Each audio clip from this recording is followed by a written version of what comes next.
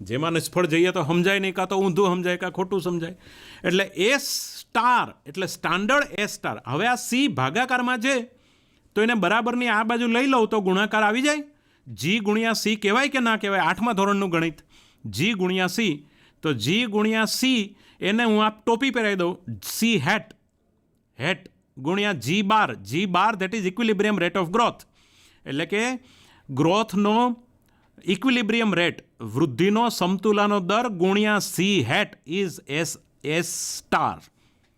C hat અર્થતંત્રનો અનુમાનિત મૂડી ઉત્પાદન ગુણોત્તર છે અને જી બાર લક્ષ્યાંકિત વૃદ્ધિ દર છે. હવે આયોજનમાં કેમ ઉપયોગ થાય? ધારો કે મારા હાથમાં શું નથી, તો કે કેપિટલ આઉટપુટ રેશિયો નથી. દેશનો કેપિટલ આઉટપુટ રેશિયો 3:1 હોય મૂડી ઉત્પાદન ગુણોત્તર, અને જો આ આપણા હાથમાં છે, આપણે નક્કી કરો કે 5% દરે અર્થતંત્રને વૃદ્ધિ પમાડવી છે, તો એનો અર્થ એવો થાય જી બાર એટલે 5 અને કેપિટલ આઉટપુટ રેશિયો 3/1 એટલે 3. 3 ગુણ્યા 5 એટલે 15%. આપણા અર્થતંત્રમાં 100 રૂપિયાની રાષ્ટ્રીય આવક વધે તો દરેક માણસ 15 રૂપિયા બચાવતો જ હોવો જોઈએ, તો જ હું 5%નો આર્થિક વૃદ્ધિનો દર હાંસલ કરી શકું. વિદ્યાર્થી મિત્રો, આનો આર્થિક મોડેલમાં ઉપયોગ છે. એટલે 15% મૂડીરોકાણ તો 15% બચત થાય એટલું પૂરતું નથી. હૃદયમાં 15% લોહી બન્યું, પણ એ શરીરના દરેક અંગોમાં ના ફરે તો ઓક્સિજન કેવી રીતે પહોંચે? વૃદ્ધિ ના થાય. તો 15%નું બચતની સાથે એટલું મૂડીરોકાણ પણ થવું જોઈએ. તો હવે હું થોડુંક તમને ઊંડા ગણિતમાં લઈ જાઉં છું. આપણે આ ઊંડા ગણિતમાં હવે ઉતરવું જ પડશે, કારણ કે કિનારે ઊભા રહીને તો ક્યાં સુધી છબછબિયા કરશું. IT ઇન્વેસ્ટમેન્ટ, ટી એટલે ટાઈમ બતાવે છે. Investment at a T time is a savings, desirable savings at a T time plus foreign savings at a T time.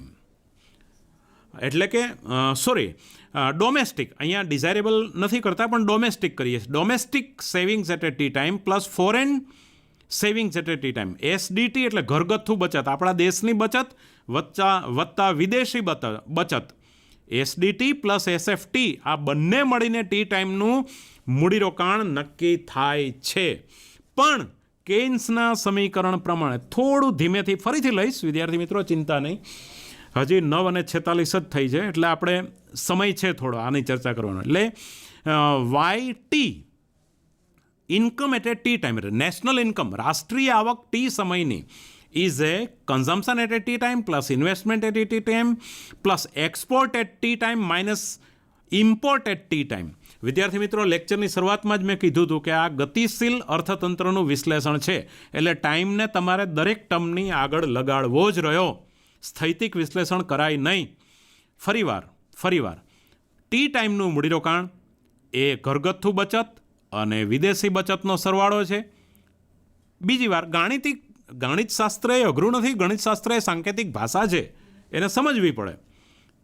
Income at a T time, national income, આ કોઈ ઘરની આવકની વાત નથી કરવાની થતી. ધીસ ઇઝ મેક્રો ઇકોનોમિક્સમાં આપણે રાષ્ટ્રીય આવકની વાત કરીએ છીએ. તો રાષ્ટ્રીય આવક at a T time is એ રાષ્ટ્રની વપરાશ at a T time plus મૂડીરોકાણ at a T time plus export એટલે કે નિકાસ at a T time minus import at a T time. Equation number 7. હવે આ બહુ મહત્વનું સમીકરણ મને કેઇન્સ ઉપરથી મળ્યું, કારણ કે આ બે વસ્તુ ઘરગથ્થુ રીતે અને એક્સપોર્ટ અને ઇમ્પોર્ટનો તફાવત બાદબાકી આ વિદેશની રીતે મળે.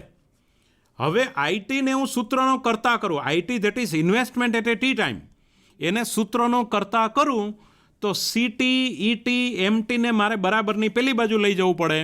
હવે 7મા અને 8મા ધોરણના ગણિત પ્રમાણે આપણે જાણીએ છીએ કે બરાબર પછી કોઈ પણ ટર્મ ચેન્જ થાય તો પ્લસ હોય તો માઇનસ થાય, માઇનસ હોય તો પ્લસ થાય, મલ્ટીપ્લાય હોય તો ડિવિઝન થાય, ડિવિઝન હોય તો મલ્ટીપ્લાય થાય.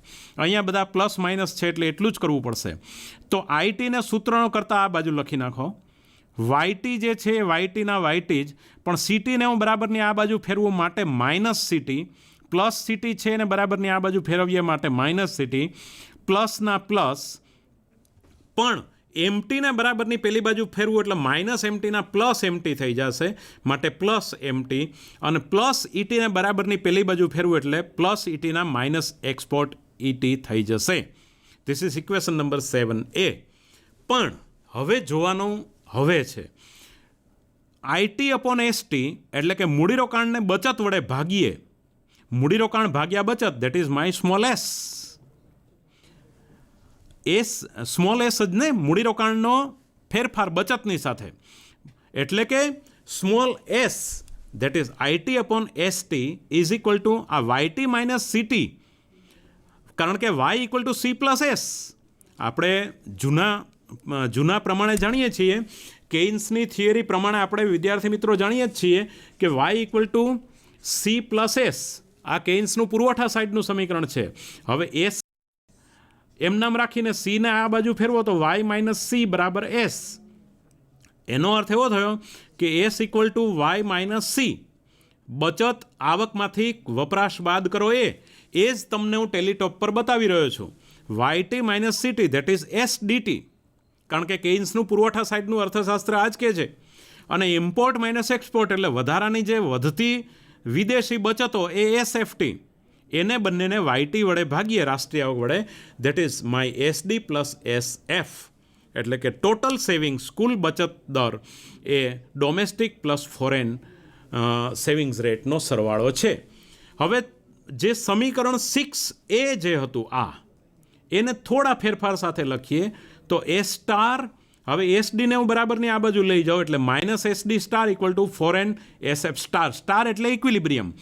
પરદેશ વિદેશી બચતને આપણે જોઈએ તો કુલ બચતોમાંથી ઘરગથ્થુ બચતો બાદ કરો તો વિદેશી બચતો મળે. પણ એને જ આપણે આગળના સમીકરણ 5ના આધારે, કારણ કે એસ બરાબર શું છે, ઇક્વેશન નંબર 5 પણ આપણે જાણીએ જ છીએ વિદ્યાર્થી મિત્રો કે ઇક્વેશન નંબર 5ના આધારે ગ્રોથ રેટ જે છે એ ગ્રોથ રેટ તો બે પ્રકારના, કારણ કે સમીકરણ 5ના આધારે આપણને ખબર છે કે જે S equal to C into G, C hat into G bar, એ star equal to C hat into G bar minus SD star is equal to SF star. એટલે કે અલ્પવિકસિત અર્થતંત્રમાં ખાસ કરીને બહુ ઇમ્પોર્ટન્ટ અત્યારે સમરી પર આવી ગયા છીએ કે અલ્પવિકસિત અર્થતંત્રમાં ઘરગથ્થુ બચતની ઉણપને નિવારવી હોય તો ફોરેન સેવિંગ્સ જરૂરી છે. માટે ગ્લોબલાઇઝેશન પણ તમારું જરૂરી ગણાય. તો જો તમારે વિકાસની દિશામાં ચાલવું હોય તો આ ઉણપને નિવારીને વાસ્તવિક રાષ્ટ્રીય આવકના વૃદ્ધિ દરના લક્ષ્યાંકને પહોંચી વળવા જરૂરી વિદેશી બચતના પરિમાણનો અંદાજ મેળવી શકાય. એટલે વિદ્યાર્થી મિત્રો, આયોજનમાં પણ હેરડના સમીકરણનો ઉપયોગ કેવી રીતે કરવો એ ખૂબ જ સરસ રીતે આપણે આ સમજવા પ્રયત્ન કર્યો. પણ આની સાથે સ્વતંત્ર રીતે એક ડોમરનો મોડેલ પણ વિકાસ પામતું હતું. તો ડોમરના મોડેલને પણ આપણે છેલ્લી 7-8 મિનિટમાં જોવા પ્રયત્ન કરીએ. તો ડોમરનું ગ્રોથ મોડેલ કેવું છે, તો સાધનોના પૂર્ણ વપરાશ માટે મૂડીરોકાણ અને આવક વૃદ્ધિની પ્રક્રિયા માત્ર એક ગોઠવણ જ છે, આવું ડોમર માનતા હતા. એટલે જો મૂડીરોકાણથી ઉત્પાદન શક્તિ વધે અને આવક પણ ઊભી થાય તો મૂડીરોકાણ, હવે પ્રશ્ન એક છે કે મૂડીરોકાણ એવા કયા દરે વધવું જોઈએ કે જેથી કરીને આવકમાં થતા વધારાનો દર ઉત્પાદન શક્તિમાં થતા વધારાના દર જેટલો જ થાય. ફરીવાર પ્રશ્ન પૂછું, કારણ કે પ્રશ્ન સમજતા 7-8 મિનિટ થાય એવું છે. કોઈ એવો મૂડીરોકાણનો દર એવો છે કે જેથી ઉત્પાદન શક્તિ જે વધતી હોય એ આવકમાં થતા વધારાના દરને ઉત્પાદન શક્તિમાં થતા વધારાના દર જેટલો જ થાય. એટલે કે નિયોજકોને ગ્રાહકો એકસાથે સંતોષ પામે એવું કાંઈ છે? આવું ડોમર સ્વતંત્ર રીતે વિચારતા હતા. તો એવું કોઈ સમીકરણ બનાવી શકાય જેની એક બાજુ ઉપર ઉત્પાદન શક્તિનો વધારાનો દર હોય ને બીજી બાજુ આવક વધારાનો દર હોય? તો આપણે હવે સંજ્ઞા લઈએ કે આઈ ઇક્વલ ટુ કુલ વાર્ષિક મૂડીરોકાણ ખર્ચ લઈએ અને સિગ્મા સુપ્ત સામાજિક સરેરાશ ઉત્પાદકતા લઈએ. તો આઈ ગુણ્યા સિગ્મા એટલે ઉત્પાદન શક્તિનો વાર્ષિક વધારો એ પુરવઠાનું પાસું થાય. I into sigma that is supply side economy. તો હવે માંગનું પાસું કયું હોય? ડોમર. તો ડોમર એમાં કેઇન્સની મદદ લે છે કે કેઇન્સ, આપણે તળાવનું ઉદાહરણ લીધું હતું ને વ્યાખ્યાનની શરૂઆતમાં, ગુણકના સિદ્ધાંત પ્રમાણે આવકનું મલ્ટિપ્લિકેશન થયા કરે. જો એક ઓટોનોમસ ઇન્વેસ્ટમેન્ટ 1 કરોડ રૂપિયાનું મૂડીરોકાણ સરકાર કરે તો એને છેડા સુધી પણ એની અસરો થતી હોય.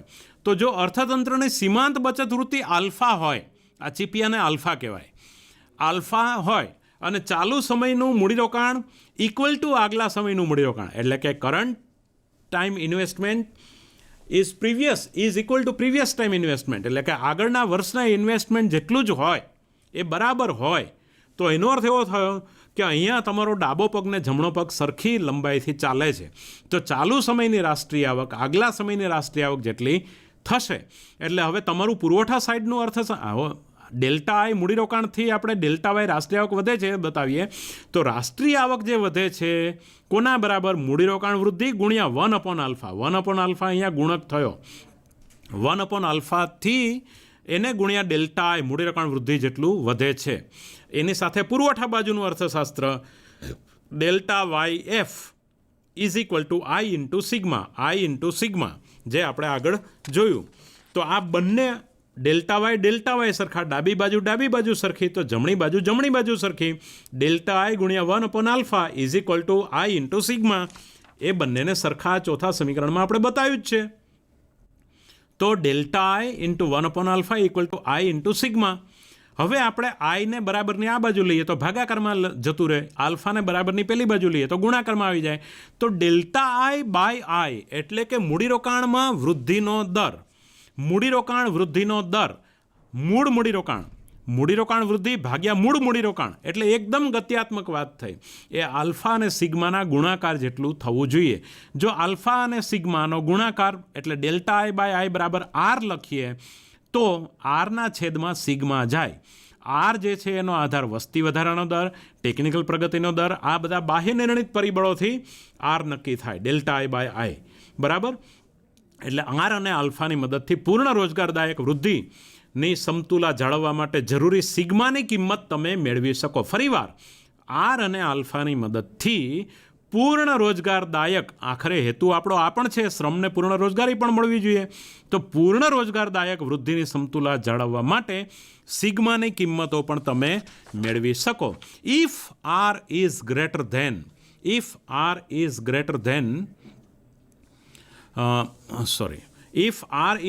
Than alpha into sigma then inflation. જો આર આલ્ફા અને સિગ્મા કરતાં મોટો હોય તો ફુગાવો થાય, આર આલ્ફા અને સિગ્મા કરતાં નાનો હોય તો અર્થતંત્રમાં વપરાયેલી ઉત્પાદન શક્તિ અથવા બેરોજગારી કે મંદી આવે. વિદ્યાર્થી મિત્રો, હેરડનું મોડેલ અને છેલ્લી મિનિટોમાં કરેલું ડોમરના મોડેલનું વિશ્લેષણ જ્યાં સુધી તમારા અભ્યાસક્રમને લાગે વળગે છે ત્યાં સુધી વિદ્યાર્થી મિત્રો પૂર્ણ રીતે ન્યાય આપી શક્યો છું એવું લાગે છે, એવું માની રહ્યો છું. પણ જો કંઈ ભૂલચૂક થઈ ગઈ હોય તો ક્ષમા કરશો. પણ એની સાથે હું આ રેફરન્સ બુક પણ તમને કહી દઉં કે આ બધી વસ્તુઓ જે છે એ મેં આર્થિક વૃદ્ધિના મોડેલો ડૉક્ટર બકુલ ધોળકિયા અને ડૉક્ટર રવિન્દ્ર ધોળકિયાની પુસ્તક છે યુનિવર્સિટી ગ્રંથ નિર્માણ બોર્ડની, ગુજરાતી માધ્યમના વિદ્યાર્થીઓ પણ વાંચી શકે એવી ગુજરાતીમાં સાદી ભાષામાં લખાયેલી છે. તો બકુલ ધોળકિયા સાહેબની અને રવિન્દ્ર ધોળકિયા સાહેબની પુસ્તકમાંથી આ વિશ્લેષણ મેં લીધું છે. અને એની સાથે જો કોઈ ઇંગ્લિશ રેફરન્સીસ તમારે વાંચવા હોય તો Allen RGD macro economic theory of mathematical treatment, ફરીવાર Allen RGD macro economic theory mathematical treatment, પછી Domar ED essay in the theory of economic growth, Harrod RF towards dynamic economics અને economic dynamics, second essay in dynamic economics Harrod RF, economic journal June 1960. એના આધારે પણ તમે આ ચર્ચા અને થોડી વિસ્તારથી વાંચી શકો છો. થેન્ક યુ વિદ્યાર્થી મિત્રો, આભાર.